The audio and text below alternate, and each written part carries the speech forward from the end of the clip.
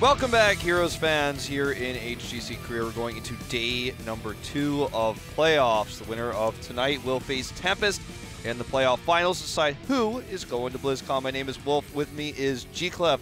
It's time for another exciting best of 5. Yeah, it seems like we're getting close to find out all the teams who will be going to BlizzCon. EU and NA had, I guess, some upsets. Even Australia had the finals right before us today.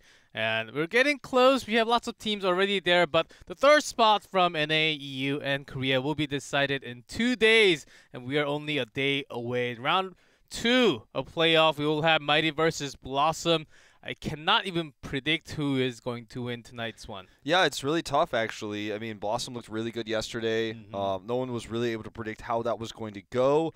After we look back at it, though, it's pretty easy to say that Gondar had an incredible performance in all 3 games they won. Even the 4th they did not. And then, Miracle just struggled to adapt. So moving into today, I think Gondar is the player to watch. Is Mighty the better team on paper? Yes. Should they advance again to theoretically then face off against Tempest? Very likely. Well, we don't know, and it's an exciting best of 5 because BlossoM has shown so much improvement throughout the season. Yeah, that's right, BlossoM even. But here's the thing: when they were up against, we will see their matchup head-to-head for phase number 1 and 2. But in week 8, they did defeat Mighty with a 3-1. So Mighty started to fall apart a little bit at the end of week 8, week 9, and week 10. Seems like their team fight and teamwork was the biggest problem. They could not really deal with the global, not really having the double support. When BlossoM always uses the double support, I think that will be the key factor for today's match. Oh, certainly. And I think also the fact that Mighty has gone through many position shifts throughout the season has been a bit of a weak point for them, whereas, yeah, we've seen a few from BlossoM, but as you were saying yesterday, we kind of went back to what worked for them. At the end of the day, Wiz went back to the top lane, and now Mora is playing healer, of course, with the double support meta, so you have a team that has played these positions basically career-wise their entire time of 2017, whereas on the side of Mighty, there's a lot of experimentation, but from what we were told, tonight they'll be playing back to their old rosters, Joker on tank, Magi on flex, for example. So we do not know if Mighty will still do the double support as the meta is slowly shifting away from double support. I think Korea is very slow, as always. Korea is always very slow to adapt from other regions. They like to hide and see what happens from other regions and then try to adapt. And usually L5 is the first one, and then a few MVP teams, and then the later teams. But here is the playoff as we talked about. Yeah, here's our schedule, just to visualize what we just described earlier. BlossoM will advance 3-1 to face Mighty today. That's what happened yesterday. And now the winner of this match will advance to face Tempest tomorrow. So that will be the deciding match to decide who goes to BlizzCon alongside MVP Black and L5. So 3 representatives of Korea, North America, and Europe. And these 3 days will decide who advances from all 3 regions. Of course, we did have Team Liquid eliminated last night, which was a really sad one for a lot of fans. One of the longest standing rosters in Heroes history. The Lost Vikings were not enough. Of course, they did. I believe they won the game with Lost Vikings, but overall the series went super hype, and they did drop out. But here's the matchup. Mighty versus BlossoM, and from what I've been told, Mighty is having some struggles to get their time together and practice after not really making it to Eastern Clash. Their phase 2 result has not been too great, as even if they win, Tempest seems like the very favorite, as we know. Let's just put that down. And BlossoM actually, on the other hand, though, they are trying so hard. I talked to Wiz, right before we came up here, he was getting some coffee. He said, I practiced 7 hours yesterday, and I'm so tired. Yeah. Is that a good thing or a bad thing? I think it's a good thing. I think that if you're practicing this much, given the sphere of Korean Heroes of the Storm, where not every team actually has proper team houses, not every team can actually find time to practice together. If you can find that time, I think you're always going to get an edge. So let's talk about Mighty. Let's talk about their history. They've been at several top 4s, Super League, and of course going into mid-season brawl. They failed to qualify to get that top 3 spot, losing to Tempest in the end. And most expect, if you look at Mighty and you look at the playoffs, and even if you watch all season, most people expect a similar result this time. They defeat BlossoM, they fail to Tempest, the cycle continues. Tempest begins or becomes the permanent third seed, it feels like, for Korea. It would be 4 for 4 if they are able to take it. Well, 3 for 3, I should say. There was no third seed for MSB. But Mighty, they want that international event. This team has gone through a lot of roster changes, a lot of different rosters since the 2016 roster they used to get that top 4 in Super League. And Joker is certainly their star player. Now that he's going back to tank, I feel like this team is poised to take this best of 5, but they cannot ignore the recent surge of practice from BlossoM and the performance of Gondar we saw yesterday. I do agree with the key player, but I think the real key player we may have on the hidden edge is Good, because the Zeratul has been a very good counter against double support, and BlossoM who plays all the time. If Dami did play Zeratul yesterday, but he panicked and he was choking most of the time. If Good is able to pull off some great Void Prison during the team fight, I think that can be a solid counter against all the double support that may come up from BlossoM. Yeah. That is certainly going to be the idea with the Zeratul. From BlossoM, yesterday we saw really intelligent drafting out of this team. They did fail to make the Vala Abathur comp work on Cursed Hollow, but beyond that, we saw Garrosh, Johanna, and ETC. Gondar dominate on all 3 heroes, 3 different tanks on 3 different maps. The Sonya we saw was good. The Brightwing we saw dominate yesterday as well, as something I do expect to see quite a lot of today. So this is an opportunity for this team to go all the way. If they win tonight and they continue to practice to, you know, as soon as they get out of here, because we'll finish quite early tonight, very likely, go practice tonight to try to beat Tempest tomorrow. This team could upset and go to BlizzCon. It would be a crazy story. A team that finished in 7th place in Part 1, in Phase 1, I should say, then in Phase 2 finished in 5th, would go to BlizzCon. It would be unheard of. And 2 of their members are very new to the scene, and Gondar is the newest one in HGC Korea. He just joined the team in Phase 2, and look how well he can play yesterday. And of course, during the interview, he seemed very nervous on the interviews. But when he plays all these tanks, especially that ETC, those power slide, I still remember it just like it happened like 5 minutes ago or something. The BOE power slides, man. The triple, as you and the Korea commenter said, looked like a mosh pit that we saw. All right, so very important match for both of these teams. Mighty has the edge, most would say, but you cannot ignore BlossoM's recent strength, their recent growth as a team. I think this team easily gets most improved team of HGC Korea. Easily. If there was an award for that, it would be theirs.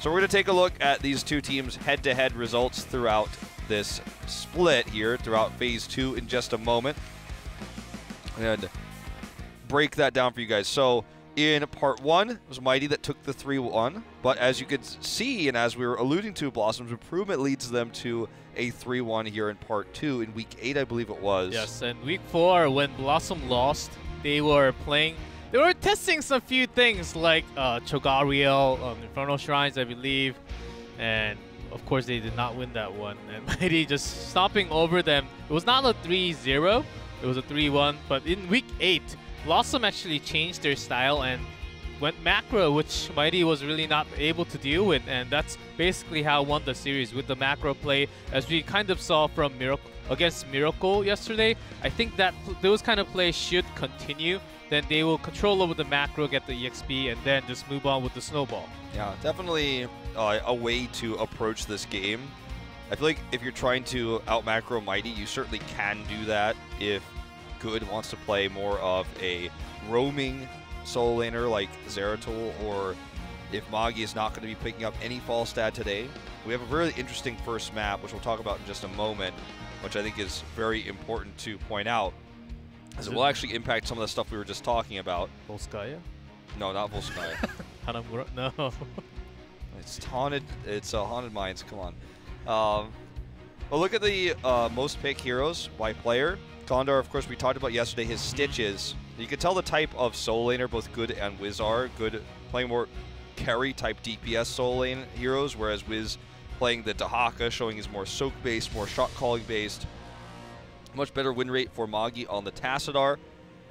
And despite the fact that Dudu has the higher win rate, BDG has a much more respected Genji, but yesterday's play might lead you to believe otherwise.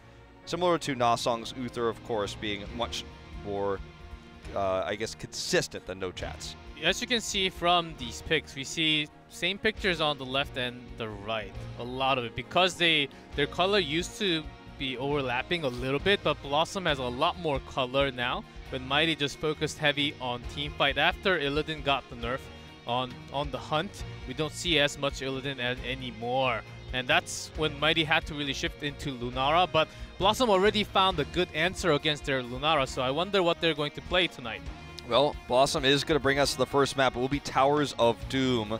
They removed Infernal Shrines as well. So Braxis is available with Mighty banning Warhead Junction. So Braxis is available in this best of 5. Towers of Doom, already where we're starting off. This is a map where in the past, Moggy's Falstad was so important, so strong. And I wonder if we'll see that resurgence of his global presence in this draft if they want to move away from the double support. I don't think they will, but they know that right now BlossoM is playing nothing but double support. So there's an opportunity for them to try to out-rotate that, try to take a lead in macro, as you say. Let's see which team wants to focus on the macro. And I think also Wiz has been picking lots of Sonya yesterday. Mighty should know after watching the match. Maybe they'll try to contest the Sonya and take it from the beginning. Very expecting Auriel ban to come out. There you go. All right, so yesterday it was Genji, and more Genji out of Miracle. Mighty will do the same. BlossoM was not really prioritizing that, however. So this is more back towards what Miracle style was. Well, that's what you get for the first pick. You can get Genji. On this map, the utility comes in super handy when you try to go rotate between the bell towers or rotate around the map, try to stall, try to cancel all the channeling with the shurikens. So Genji is definitely a very good tool to start off for Mighty. Taz Tracer was the answer yesterday to this opening draft on the side of BlossoM. They were just running the hyper carry Tracer with Sonya as secondary DPS. That's right. The Genji can obviously offer you a lot on this map in terms of poke for the objective. Something that Tracer won't provide as much of, but Taster certainly will. In terms of team fighting, we all know how the Task Tracer versus Genji goes. It really depends on the deflects. Will be the Task Tracer again. We saw some incredible pulse bombs yesterday out of Dudu onto the Genji, but you could argue that some of the deflections for Dami were a little bit mistimed. Also, there were lots of Bright Wings. 100% Bemping rate yesterday from all 4 games. Maybe we'll see some more Brightwing as we predicted. And Sonya taken away from Wiz this time. And Mighty, I think they watched the match yesterday and realized how strong Sonya is in that lane. There's not too many. Sometimes Marteo can win lane against Sonya, but there's not too many. And when you also have the global for your side, with lots of utility as a Genji, I think Mighty is already winning the macro fight here. I'd say that that is definitely true. They have 2 soul laners they can swap. They have the ability to soak with Brightwing and Sonya while contesting a tribute. Sorry, not tribute, altar.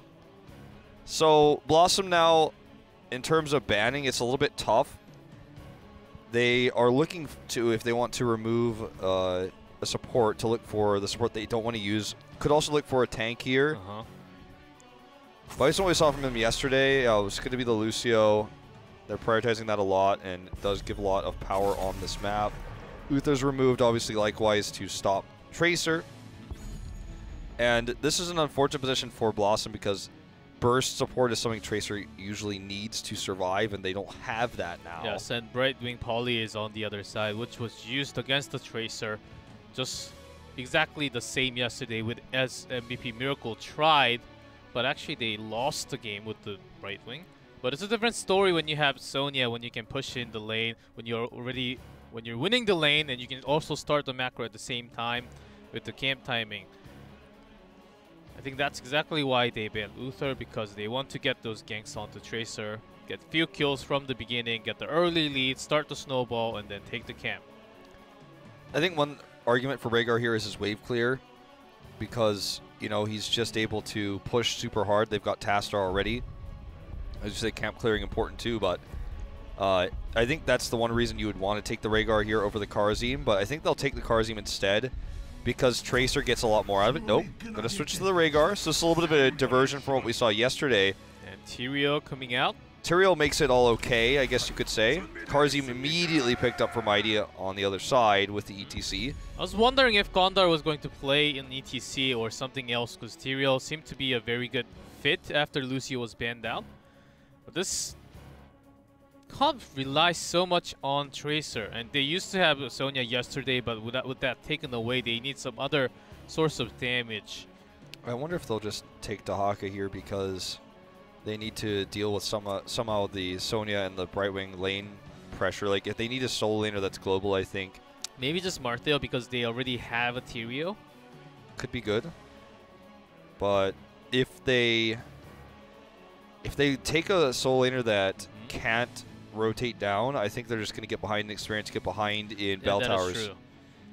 They have really good wave clear, which is helpful, but when the top lane starts getting pushed against you by a Brightwing even, when Sonya's coming down and clearing camps and whatnot, like, that's when Brightwing becomes really powerful. I like the Dahaka pick here.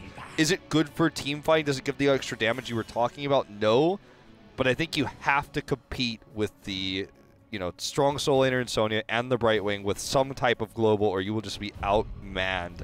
So I like this choice a lot. But also a single spear onto a Tracer may just be the end of the team fight. That's what I'm worried about, but we are ready, Wolf. We are indeed, guys. Game number 1 between these two teams battling in this best of 5 to see who faces Tempest tomorrow. We're starting the night off on Towers of Doom, and we will see you in the Nexus here for game number 1.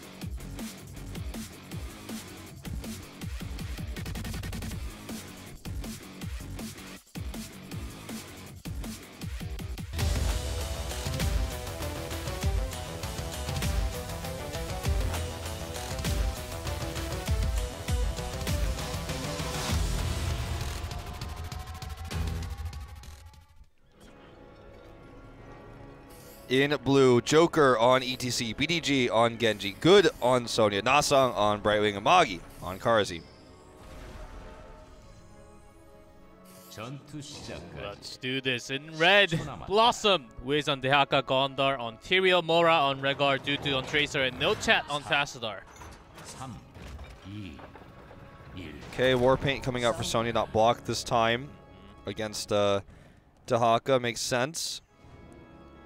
Not really going to be worrying about his auto attacks too much in the lane. You've already pretty much got that one won if you're a good Sonya. Wasn't always the case, but everyone's been practicing a lot of Sonya right now, so seems to be a pretty good matchup for the Sonya, whereas before people were a little bit rusty on it. Ooh, they're trying to catch the rotation going top, and Dehaka actually, nice move, going around the map just like that. Yep. They're trying to punish that rotation as ETC is a super power tool when you can get that power slide stun. Nice start for BlossoM. I heard they call that walk in NA the walk of shame, which is actually so incorrect given that it's the safest walk and the best walk. Otherwise he would have either died or had to use his healing fountain. Joker going to get a nice position here onto Gondar. So, talking about Gondar, we talked about all the heroes he picks very often, all the heroes he likes to prefer. The ETC, the Anubarak, these heroes are the ones that we see him play most of the time. His Tyrael, in fact, has only been played 3 times, and he is 0-3 on it. So, it's a hero that suits the composition, but it's not one he's famed for. Well, we were talking exactly the same thing with his Johanna, I believe, which was 0-2. Until last night, and he pulled a pretty decent Johanna too. So I do have some faith in Gondar's Tyrael, but Rhaegar will get picked off from the beginning. Yep. Just punished for his positioning there. Good rotation in again from Joker. His best best hero always historically was ETC, even going as far back as 2015. So, showing his strength on the hero once again here. 2 years later, going into BlizzCon he couldn't make in 2015. So. It looks like we're going to see the globals already come into effect here. Nasang versus Dahaka trading top. The fight will ensue bottom. That will decide who wins the longer battle, as it looks like it will be neutral at top. I do want to watch the bottom, though, as Tracer is getting some damage from Genji and ETC. Yeah, actually, Pretty good rotation here from Mighty, though. Oh, BlossoM gets whiz in here. They will get the shots, but it was odd because BlossoM sent 2 members, actually. Hold that thought. Magi is going to get taken out. Shift a little bit too slow. They sent 2 members to the top right altar, even though it was already secured. Maybe they thought there was a rotation coming down that direction. Ended up causing them to lose 4 shots. The Brightwing pick here getting extra experience top, so BlossoM got that pick and the coordination was good on that, but otherwise they just misread the situation, sending those 2 heroes. I think it was Rhaegar and Tassar that went up with Dahaka there when no one was there to deny Kharazim. They were focusing a little too much onto Sonya. Sonya actually bought a lot of time for BlossoM to make the rotation. Brightwing, I was expecting to just teleport to the bottom and focus put more strength and power onto the bottom so they can take the altar, but they didn't even have to. I think that's what was really delaying Wiz. Why isn't he going? So should I go or should I not go? I think that shot call was a little bit, tiny bit late. Yeah. They're going to send him back up here now. He gets the Sapper Cap, and this matchup for Brightwing is not good like the Sonya one. This is why they needed to have someone like Dahaka in the top lanes when these rotations come through. Magi is going to help push this through as he heals everybody up. They're just really trying to sustain their way through this bot cannon tower at the same time. This is going to be the double altar phase, so it's kind of a game of chicken in the top lane right now. Who's going to come down first? Let's see, as Tracer took untouchable, as Tracer's damage is the only damage coming out from BlossoM. So Dudu has to be in perfect positioning, and talking about Dudu's positioning though, yesterday he died so many times on the Vala specifically, yeah. All right, he's going to get polyed too if this teleport comes through. Looks like it's canceled actually by a tongue grab. That would actually been really bad. Dudu would have been polyed there, would have been disastrous. So should have that up again in a moment here, but here it comes. Not going to be able to get a pick with it this time. Will Peekaboo, and they're going to commit here. Dudu does avoid that power slide. That's very important. And it looks like they're going to secure this, and Tracer goes down. This is actually a double altar here for Mighty. Dahaka has been pushing all this time, and he joined after his teammate died. A little bit. Seems like there will be another kill, and their decision in this macro fight, when they're already losing, they shouldn't be choking already, but it seems like they are. That's the thing. It's very slow, indecisive. Wiz has been pushing. If he wanted to come down, and if he was going to come down anyhow, I believe Rush Tucker was available. That's very late calling coming out from BlossoM, and costed them so much health on the court. It certainly did. And now they're down 12, you know, and they have the solo global and they have the good wave clear from Rhaegar, but I mean, what really is going to happen here from now on, I think, depends on how good the sanctifications are from Gondar, because they need these extended fights to be forced, I think. And Sanct doesn't work that well with Tracer unless you use it to protect her in a fight you've dove in on, which just isn't really how Tracer works, especially against an ETC. So I think that, like, no matter what, like, basically BlossoM has to team fight perfectly from now on, and I don't know if the tools they have will even be good enough to make that happen. See, they are trying to punish the rotation onto Sonya, and it's just not possible with Brightwing coming in. I almost wonder if going Judgment instead would be better here against the Brightwing, but it's just such a rough comp here for BlossoM. Gondar will eat a lot of damage. This is going to be almost certainly a 1 altar for Mighty. They have level 10 slightly faster. They nearly killed Gondar, so he has to hearth home. He's not even in position. Mighty has total vision control. They have total map control. Tracer can't even get to the point without Joker stopping her. They are 10 to 10 though. They soaked up EXP and they can't. Dudu in trouble again here already, but they will get heals. Teleport coming through onto good. Sank comes down, very well placed, but where's the damage? Where's the damage here? Mosh Pit comes through. Dragon Blade is out. 7-sided is going to add a little bit of extra damage here. And the positioning, the setup was just way better here for Mighty. That could have been okay. Oh, that's an okay start, I would say, for BlossoM. Of course, losing Rhaegar without even using that Ancestral was big. They focused way too much on Sonya, and she lived right after because of all the positioning. The power slide has been good from Joker, turning that around with a great mosh pit. Tracer survived. I think that's a good news for BlossoM. If they lost Tracer there, that could have been a lot worse. Could have been a lot worse, sure, but how much time do they have left to make this happen anymore? The damage is only in Tracer, the Archon. Sure, occasionally a few Wolf Bites are going to come through, but the damage is just not there as consistently. The CC ruins Tracer's positioning when we see the Polymorph, the Power Slides. I feel like the comp of Mighty is almost a direct counter to what BlossoM is doing from what we've seen so far. Oh man, Liz is going to get taken out here too. Burrows to stay alive a little bit longer, but that's a deflection kill and a dash reset. Sapper's going to take care of this wall. More where that came from. This is nearly an altar destroyed. They are going to lose their bot altar. I like this decision from BlossoM. They commit to this. They gain something from this rotation. They gain some extra experience. They're trying to make sure that 13 isn't, you know, against them for very long. But it's an okay trade after losing one of their member because they do not have a global when Haka dies. Oh, look at this though. They saw the rotation into the camp, and they're going to take this opportunity to take the boss instead. Vision control, and they're being on the top side of the map so much more important. And BlossoM is just not reading this well. You talked about Mighty seeming to have struggles of practice in terms of us talking to the players. Didn't feel like they prepared as well as they would have liked to, but the coordination we're seeing here is just much better. Indeed, Wolfed. Seems like they have started their own macro. As this is only a double channel, so BlossoM can also have a very good way of contesting this, but still 20 core health difference here. 36 to 16, who is taking a long time actually.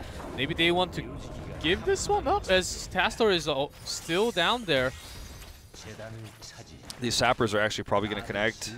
BlossoM can't alone deal with all these. He is baiting them back, actually. That's so well done. I actually thought they were going to go through. Shots fired over there. They're buying time at the top. Okay, it will finally get cleared up. Zasong really well controlled here. That was really well controlled, baiting them to auto-attack him instead of walking in. Just have to stay on the other side of range there. Very well done. So they maintain now a massive lead, 18 health advantage on core. They're down a bell tower, but that could be easily remedied. I like that BlossoM is trying to push all the envelopes, though, in this one moment where they have that bell tower controlled. They do have some glow for themselves, but they want to have the camp timing controlled so they can lead the macro and take it back. Again, this deflection doing so much damage. Yeah, I mean, from Tracer, yes. It's very strong against Tracer, especially because Tracer is very difficult to change targets when that's happening. Okay, it looks like these Sappers are going to get taken out, majority of them, before they suicide. Good's going to split this camp. They've got Brightwing in mid. They're not missing any soak right now. I think that BlossoM's comp just doesn't allow for enough damage. They only got one kill, and then Tracer lost that stack. It might have even been before she locked in Untouchable, and now she has 0 stacks. Parting Gift would have allowed her more damage than what she's doing right now. If you cannot get any kills, then Mighty seem to be healing very well. Also, Emerald Wind has been effective when they were trying to focus onto each target. It's really hard to focus Genji. Genji can escape easily. Which target do you think is the best when there are lots of tools for an escape on the other side? On the side of Mighty, you mean? Like, who should BlossoM be targeting? I guess Sonya or ETC possibly? I think they should try to get Brightwing somehow. She's the only one who doesn't really have mobility. When the Emerald Wind is after Emerald Wind, toss the Pulse Bomb in, get that pick. That's still hard because you will use the poly to buy some time.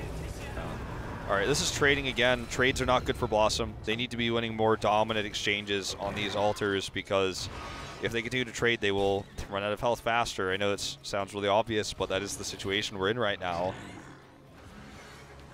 Already another channel coming through. This is the last triple, and it was the one way I think BlossoM could have tried to find their way back into the game.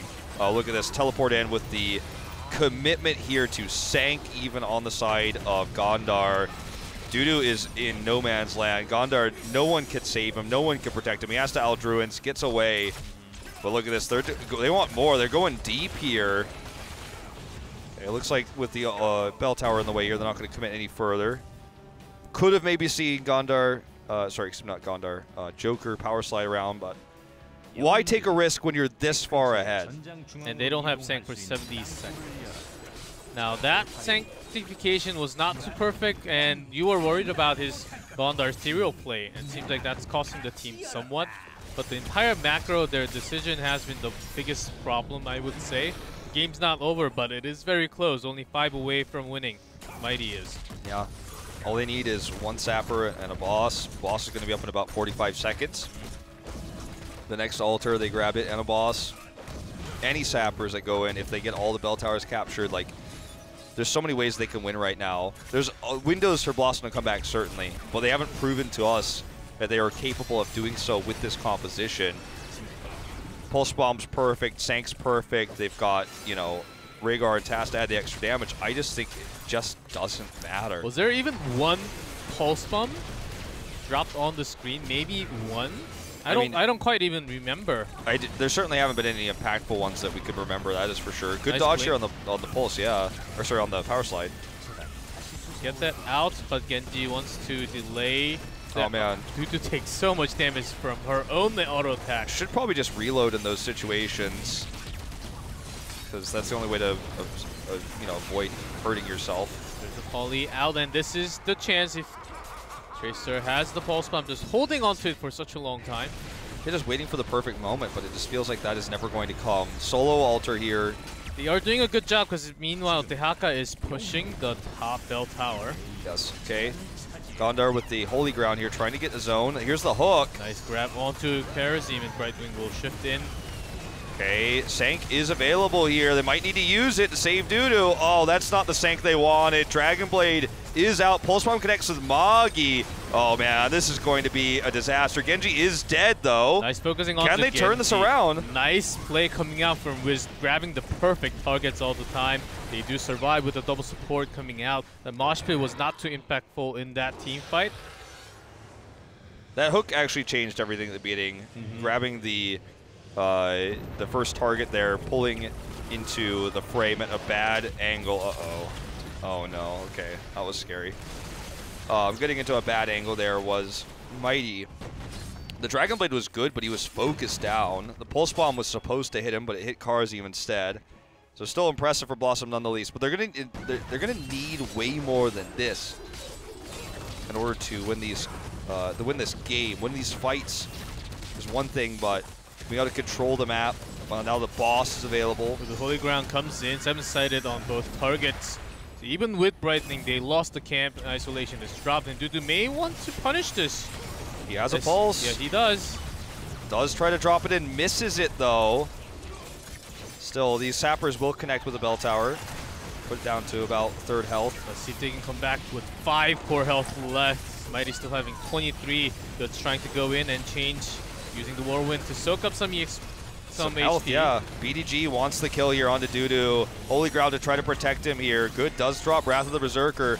Spear doesn't quite connect. Wiz comes in before Joker can arrive to cut off with a power slide, so they lose the majority of this altar health. Sank is back up available. They have Holy Ground. This is a risk for Mighty if they really want to try to fight for this. And Wiz was having his eye on all that bush, what was going on right there. But good choice for Mighty to just go around, take the camp instead. And luckily, double auto channel will be at the bottom side. There's a Firefly. Joker does have Mosh Pit. He's in great position here. Dudu needs to be careful about chipping him away. If he's in range of auto attacks, he's also in range of the power slide, which could be the end of him. If a spear connects right afterwards, no recall. You die so quickly. All right, Dehaka rotating back in. Again, still, BlossoM has 2 lives left. This will not kill them. It will put them at 1 health. Poly committed to here, though. There's the pulse. Does get cleansed, though, by Karazim here. Well, that recall or sorry, by Rhaegar here. That's close. Mosh catches him, though. Will this be enough? The Ancestral's perfect. But Poly right after Emerald Wind committed. Great sanctification from BlossoM. Joker has to retreat, and there's isolation onto Genji, I believe, and Genji is the first one to fall. Oh man, that was all Nasong right there. The cleanse into the Ancestral, that was perfect. And Magi's gonna go down, it looks like. 7-sided will keep him alive for a while. Oh, look at this pulse onto good. He survives, but what a play. Nasong with the Ancestral. That Ancestral was out of this world. It was actually Mora. I keep saying Nasong because thinking about Rhaegar here, but it was Mora who made the play. My bad.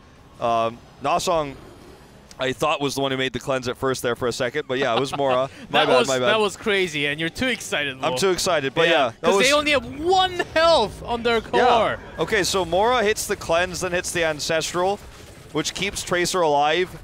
The animation for Ancestral, the reason why Rhaegar doesn't work well with Tracer usually is because she doesn't have a large amount of health, so in the time that you try to Ancestral her, she usually dies before the animation can finish, but he Ancestral the second she took 1 hit point of damage and was able to make that happen. Yeah, that was impressive. Mosh pit came in for Dutu. Dutu was probably saying, save me, Ancestral me, give me anything you got, and then Ancestral connected with the recall. She survived. That was the biggest one, and they ended up chasing right after. Emerald Wind was used in Panic onto the other side when there was no dive. If it was used when BlossoM was trying to chase, I think Mighty could have actually retreated without any casualties there. But BlossoM still just 1 health. 1 health away, and Mighty just needs to do one thing. But BlossoM still winning the macro fight. They can still have a great comeback here, as they also have a global, as the Haka can provide that exactly what they need. So while this is being taken, Daka is going to get the top camp, as you say. They're going to take the bottom Sapper camp while also pushing for this bell tower to make this still a bell tower lead for them. Obviously, it won't protect them from dying when the next altar comes up, because even 1 shot, as you say, will get the kill. But at the same time, it makes them closer to more map control, more vision. Solo altar bot. This is a good position for BlossoM because it's exactly where they just rotated to deal with this bell tower. Daka can always come down. They're ahead in terms of scaling at the moment. ETC still holding the level 20. That's right, and when Mighty has to focus and take down this bell tower because this altar will be coming up, the Hakan can just free push that top lane. And Wiz is already working on that belt. Well, not on bell tower, but on the wave. Maybe he wants to hearth back home and then join a little bit later. Okay, looks like they are just going to let this one go. Mighty is not willing to contest this. They have much more health. No reason to take a risk at this moment in time. So this is still a potential comeback here. They need to get these bell towers back, and the problem is that BlossoM is just protecting this, and when the Sappers come up, the Sappers are probably about 30 seconds or less out. 15 on this one right up here. You can see the top right of your screen. When those come back in, this is BlossoM's opportunity to deny Mighty all their potential win conditions and also finally get that comeback. This is totally reasonable for them to win. The problem for them is that if they lose 1 team fight, period, they lose the game. But if they play everything perfectly, they certainly could still win this. I think Mighty also knows that they may actually lose because 2 altar from BlossoM will be 10 shots, and there will be more than 9, as if I'm not wrong with the numbers. Yes. Caster math is pretty hard. 10 is more than 9. That's why Mighty cannot really focus in all the way into the bot lane, because if they lose a little bit, even a little bit slow on macro, they will lose two altars happening, and it may be a triple next time. Okay, they need to make sure that these Sappers do not go in. They're going to commit to this actually very deep. Remember, that bell tower is controlled by BlossoM, so they can't go very far here. Just going to deal with these Sappers. And Mighty doesn't have any poke. I guess Shuriken can poke a little bit, but they need something like a Li Ming that can poke from a range to take down the bell tower. Yeah, they just don't have poke. They cannot really poke it down. I mean, Brightwing is their only poke. That's terrible for this situation. Looks like they might rotate up to try to push the Sappers there. Well, that's what it looked like they might be doing, but looks like they're just waiting for a potential team fight where they can wipe to get the altar. 30 seconds on this. Just a single one for now. Single for now. So they still have 1 life left. Mighty does. BlossoM, though, this fight is everything. If they lose a single member, it is all over. I would love to see how many untouchable stacks are on the side of BlossoM as well. Now, I think 3 maybe. So that's going to be just a little bit of extra damage for the Tracer. Still holding that level 20 is Joker. Could be Bolt, could be Torbus. This could be the game-winning lock-in when he does lock it in. Okay, teleport coming through. This is going to be the fight they want. Magi jumping through. Dudu is the target, but Joker can't get close. Pulse Bomb does miss here. Mighty wins the sustain fight. Good heals coming out on the side of Magi. That was a big commitment. Wanted the Brightwing right next to. There's a Emerald Wind used the zone out so they can get the channel, but Gondor's the target. He's isolated here. 7-sided. He Eldruin's back in. The Sank comes through. That's the protection there from Tastar. Will this fight, longer it goes, be a win for them? There's a commitment here to that Storm Shield. Good's doing so much damage already. Rhaegar is out of the fight. Sonya traded. Gondar very low from earlier. Does barely get out. Dragon Blade here. He's trying to keep it up. Looks like he's going to lose it. I think he just missed that one, so we'll lose it here. But they will still continue to fight. Tracer lost. I believe that will be game over. With no damage, even though Twilight Dream will not be enough against the double support on the other side, which is just trying to delay right now. Gondar does not have Sanctification, and they're just delaying it at the moment, but BDG gets cancelled. Gondar's doing what he can, but Right Wing comes to save Magi. Okay. See how long they can delay this. I mean, they're really trying, right? Polymorph comes through. But there's no support to have their health back. No. Expiration of Tyrael not going to save anybody here. No chat's going to go down. That's the full wipe. That's game number 1. Going over the side of Mighty. Started off a little bit one-sided, but it certainly did even up as we reached the late game. BlossoM showing some signs of brilliance, but I feel like the comp was always going to struggle. They lost the draft, I think, when they decided that they were going to run Task Tracer without having any sort of answer for the ETC. The Dahaka pick was desperate. It was required, but it wasn't strong against what we saw there on the side of Mighty. They had the Brightwing, the Sonya. They were able to soak longer in lane. So, I think first impressions on the Tyrael from Gondar too, for at least in playoffs, will be his 4th game. He's now 0-4 on the hero. I think it definitely stands to see some improvement. We had a few really good Sanks there at the end, but no game-changing ones overall, and I feel like could have done better on a hero he's more familiar with, to be honest. Yeah, I thought there was a slight chance that Mora, because he used to play some Tyrael back when he was in Tempest, Modern Life, and I thought that was a slight chance maybe he will play instead because Gondar does not have too much experience, but I think that those sanctifications were not too great throughout the game. As we saw from the experience, we saw some great sanctification from other teams like Sign using it, and what they have to drop it in Panic and try to turn that around. Seems like he wanted to use it for himself too many times, and those didn't help too much, and the last team fight was just a blast. That was an insane team fight. Yeah, it certainly was, and that's the fight that Mighty was patiently waiting for. They knew that. That's why they let them take so many altars for free. They were like, no. All you have to do is one good team fight. We win the game. So they took their opportunity to get that opening pick there, and eventually they ended up killing Dudu and winning the fight and winning the game. So we'll see where they want to take us for game number 2. Will very likely be their map pick. Remember, Braxis is available, but not a very common map for either of these teams. So I want to have a Braxis game in Korea. Haven't seen that for a long time, I believe. Was MVP Black versus BlossoM was the last Braxis map? Possibly? I think there was one more with, I want to say it was RR, but it's been so long. we saw Rexar, but it wasn't